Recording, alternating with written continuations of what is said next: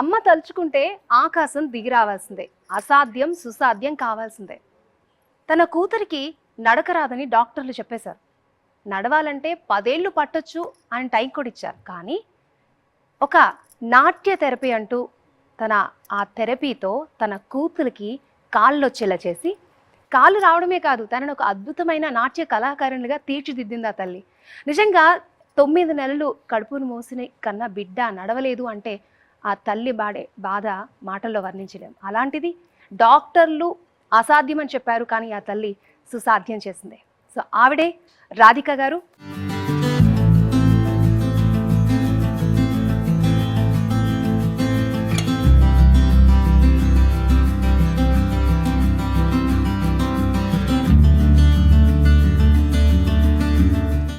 తల్లులకు పిల్లలే ప్రపంచం.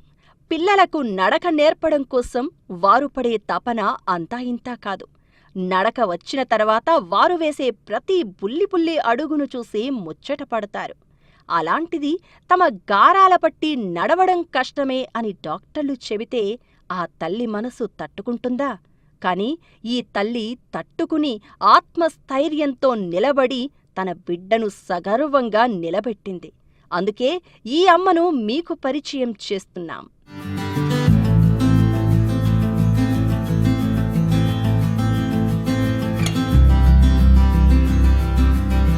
హైదరాబాద్ కాప్రా పరిధిలోని సాకేత్ దగ్గర నివాసముంటున్న రాధిక శ్రీనివాస్ దంపతులకు తన్మయి 2007లో జన్మించింది.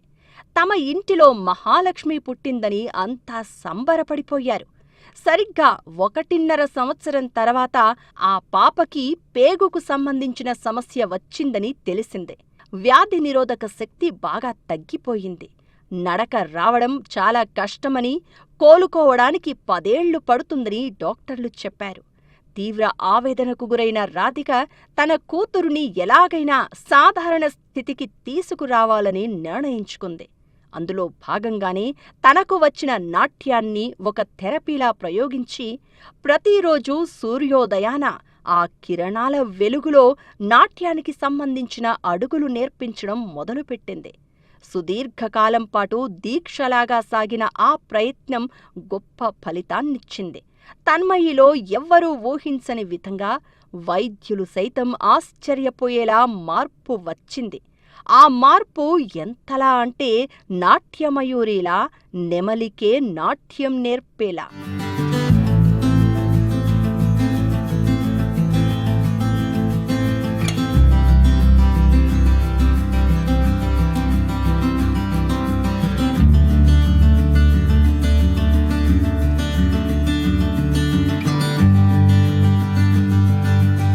తన్మయి తన 10వ ఏట నుంచి తల్లికి తగ్గ తనయురాలిగా కూచిపూడి నృత్యంలో రాణిస్తోంది.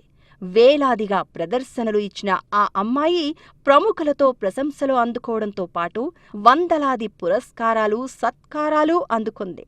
ఒకప్పుడు తన్మయి నడవలేదు, నడకే రాదు అని అన్నవారు నేడు ఆమె ప్రదర్శనలు చూసి ఆశ్చర్యపోతున్నారు.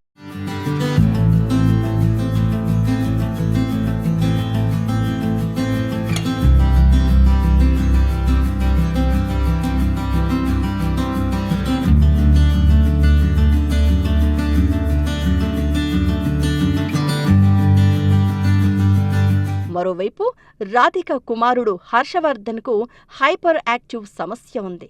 అంటే ప్రతిదానికి తీవ్రంగా స్పందిస్తూ ఉంటాడు ఆ అబ్బాయి.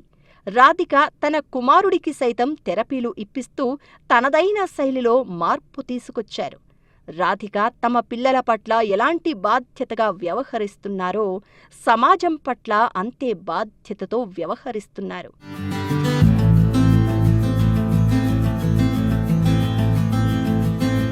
స్త్రీలపై జరిగే అఘాయిత్యాలను వ్యతిరేకిస్తూ నాట్య రూపంలో పలు ప్రదర్శనలు ఇచ్చారు. యువత వ్యసనాలకు బానిసగా మారడంపై ఆవేదన చెందుతూ వ్యసన భారతం పేరుతో స్టేజ్ షోలిచ్చారు. ఒకవైపు ఇంటి బాధ్యతలు నిర్వర్తిస్తూనే సమాజ శ్రేయస్సు కోసం తనవంతుగా కృషి చేస్తున్నారు రాధిక.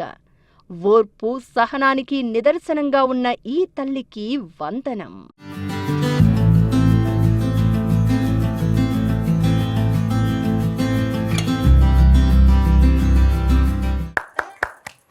రాధిక గారు నిజంగా ఆ వీడియో చూస్తుంటే నాకు 2 కళ్ళు సరిపోలేదు. చాలా అంటే చాలా బాగుంది. డాక్టర్లు చెప్పారు. అది కూడా ఎందుకు వచ్చిందంటే సరిగ్గా సంవత్సరం దాటి సంవత్సరన్నర కాలంలో తను ఒక ఆహారం వల్ల అనుకోకుండా ఫ్యామిలీ గ్యాదరింగ్లో ఒక ఆహారం వల్ల తనకి పేగుకి ఆ ఆహారం పడలేదు. యాంటీబయాటిక్స్ ఎక్కువ ఇవ్వాల్సి వచ్చింది. ఆ మూమెంట్ ఇప్పటికీ తలుచుకుంటే నాకు బాధ అనిపిస్తుంది. ఇంటి పక్కనున్న షాప్కి తీసుకొస్తే కూడా హై ఫీవర్ వచ్చేసేది. ఓకే. అర్థమయ్యేది కాదు. ఒక కొన్ని రోజుల్లో వింతగా కూడా ప్రవర్తించేది. అసలు ఏ రోజు నైట్ పడుకునేది కాదు. 3.5 సంవత్సరాలు తను ఎప్పుడు పడుకోలేదు.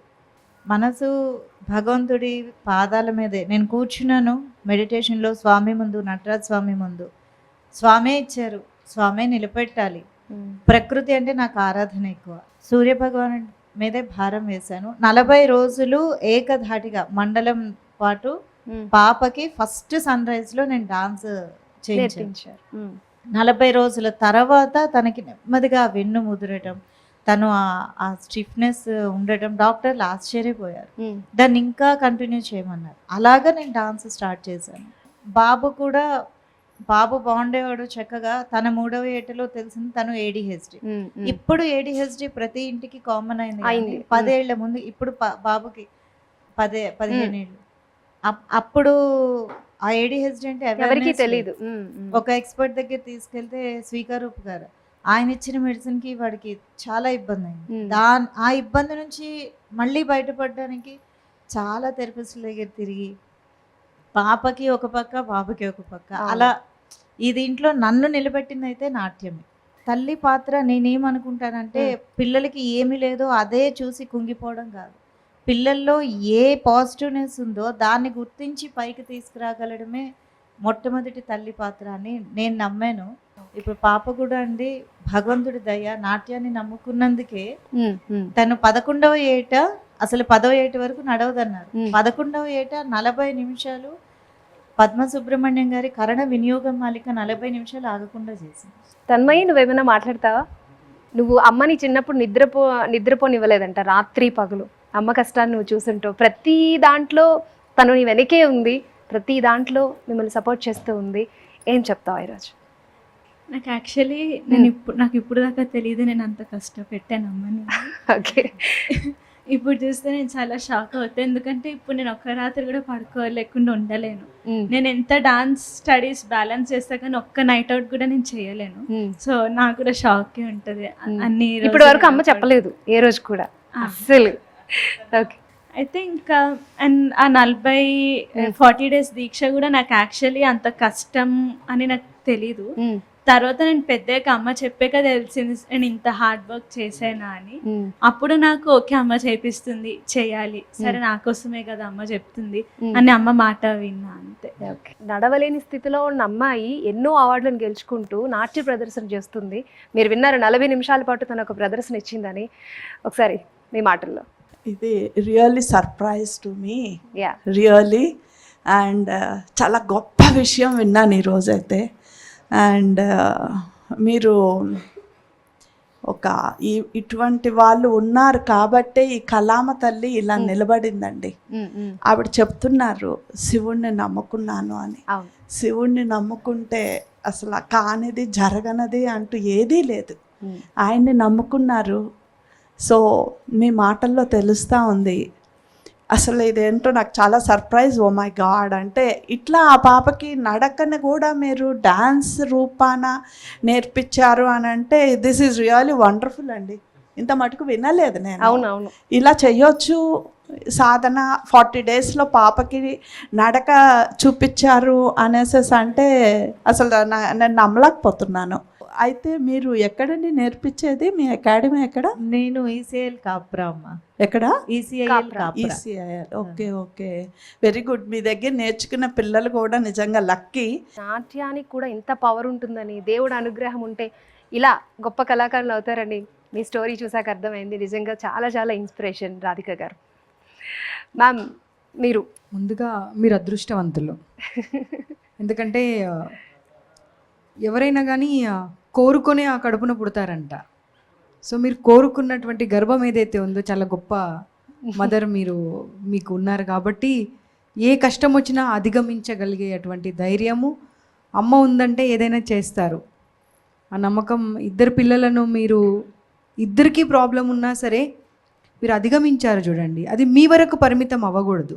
ఒక రిక్వెస్ట్, నెక్స్ట్ టైం మీ పాపని నాతో పాటు ప్రోగ్రామ్స్ కూడా చెప్పి వావ్. ప్రార్థన. Thank you, అమ్మా.